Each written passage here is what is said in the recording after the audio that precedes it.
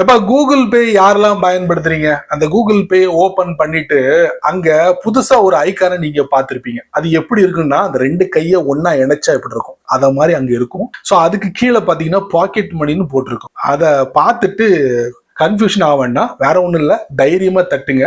உள்ள போனீங்கன்னா தலைப்பு யூபிஐ சர்க்கிள், எல்லாருக்கும் தெரிஞ்ச ஒரு பேர் தான். சோ அது எதுக்கு அப்படின்னு பாத்தீங்கன்னா, உங்க வீட்டுல இந்த பிள்ளைங்க எல்லாம் இருப்பாங்கல்ல, அவங்களுக்கு நீங்க டெய்லி கேஷ் கொடுக்குறீங்கன்னா அதை தவிர்க்கிறதுக்காக இந்த பாக்கெட் மணி அப்படிங்கிற ஒரு விஷயத்த கூகுள் பேக்கார கொண்டு வந்திருக்கான். மற்றபடி வேற ஒண்ணும் இல்ல.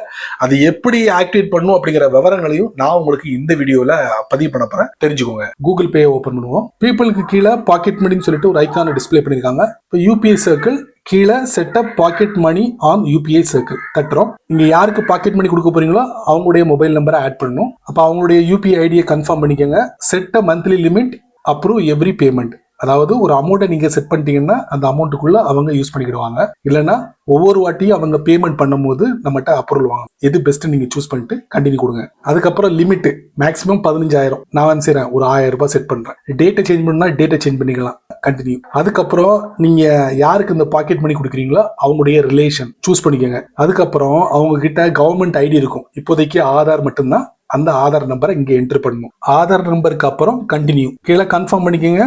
இன்விடேஷனை சென்ட் பண்ணுங்க அந்த நபருக்கு. பின் நம்பர் கொடுக்கணும். செட் பண்ணிட வேண்டியதான். உங்களுடைய அமௌண்ட்டை இப்போ யார் யூஸ் பண்ண போறாங்களோ அவங்களுக்கு அந்த இன்விடேஷன் சென்ட் பண்ணியாச்சு. 30 நிமிஷத்துக்குள்ள அவங்க அக்செப்ட் பண்ணணும். டன் கொடுத்துருங்க. ஸோ என்னுடைய யூபிஐ சர்க்கிள்ல அந்த நபர் டிஸ்பிளே ஆயிருக்கு. இப்போ இன்வைட்டட், நான் இன்வைட் பண்ணிட்டேன். இப்போ அவர் அக்செப்ட் பண்ணுவார். என்னுடைய அமௌண்ட்டை இப்போ யார் யூஸ் பண்றாங்களோ அவங்களுடைய கூகுள் பேல இந்த மாதிரி டிஸ்பிளே ஆகும். Accept UPI circle invite valid till தட்டணும்.